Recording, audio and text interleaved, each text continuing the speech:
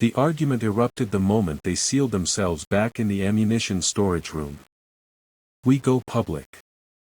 Tonight. Sable paced like a caged predator, hard-like constructs flaring around her clenched fists.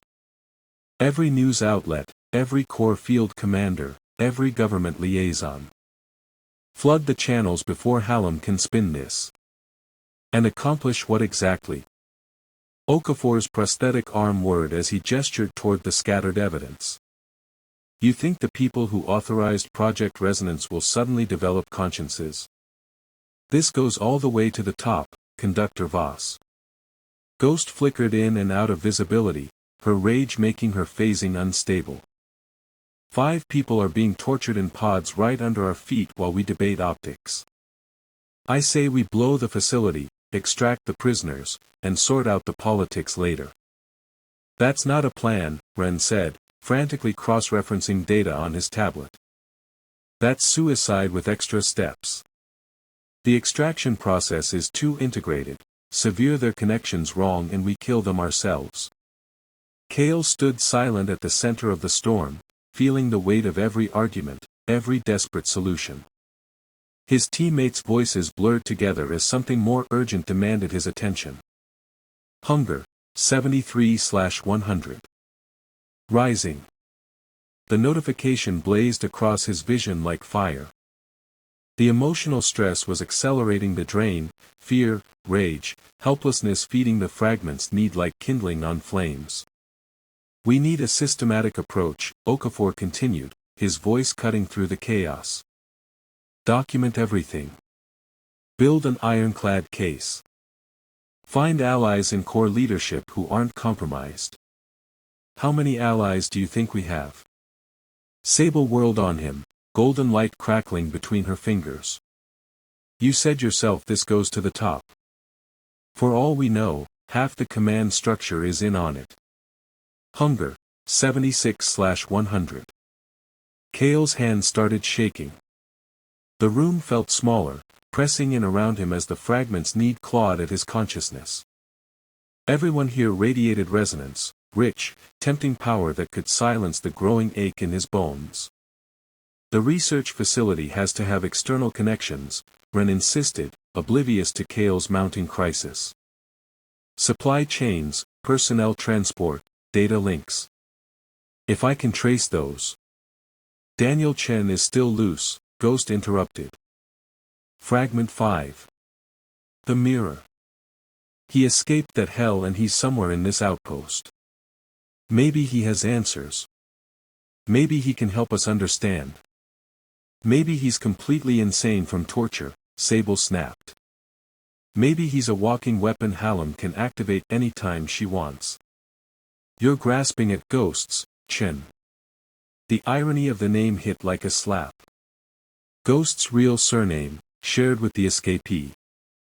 The pain that flickered across her face made Kael's fragments sing with hunger.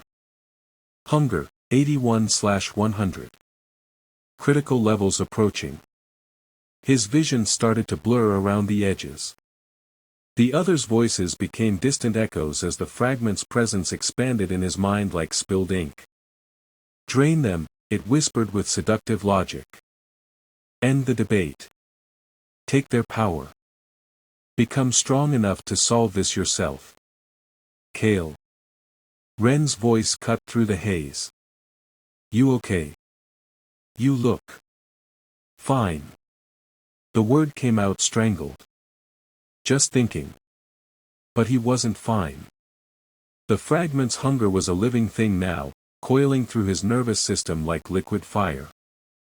Every heartbeat brought him closer to the edge where choice disappeared and instinct took over. Look, Okafor said heavily, we need time to plan this properly. Hallam suspects something, but she doesn't know how much we've learned. We maintain normal routines. Gather intelligence carefully. Figure out exactly what we're dealing with before we make any moves that can't be taken back. While people suffer, Ghost said, her form flickering with anguish. While we make sure our actions save them instead of getting them killed, Okafor replied with quiet steel. Hunger, 85/100. Immediate feeding required. Kael backed toward the door, desperate to put distance between himself and the rich resonance signatures surrounding him. His friends. His allies. The people he'd die to protect. And all he could think about was how their power would taste. "I need air," he managed. "Going to check the perimeter. Make sure we weren't followed." He was at the door when Sable's voice stopped him cold. "I'll come with you. 2 sets of eyes are better than 1. No. Not Sable. Not when the hunger was screaming in his veins and her conductor abilities blazed like a beacon in his enhanced perception. He'd drain her before he could stop himself.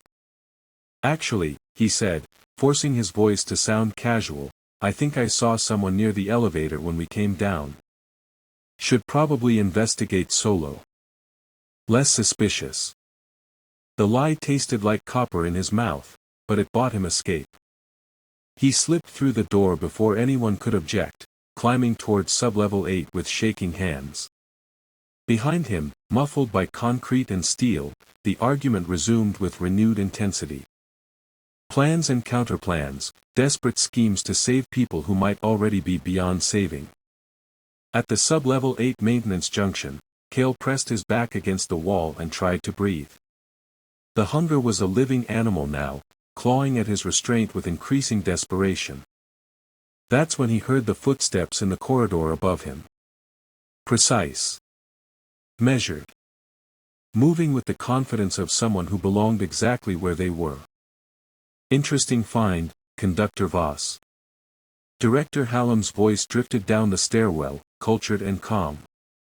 "I was wondering when one of you would stumble down there." Kael's blood turned to ice water. Through the ceiling vents, he could hear Sable's sharp intake of breath. The scrape of boots on concrete as his friends realized they'd been caught. "The surveillance feeds from sublevel 9 make for fascinating viewing," Hallam continued conversationally. "Though I must admit, I'm impressed you made it past the security checkpoint. Someone clearly has more technical skills than their file suggests." The hunger in Kael's veins transformed into something colder. Something focused. Director Hallam had been watching them the entire time.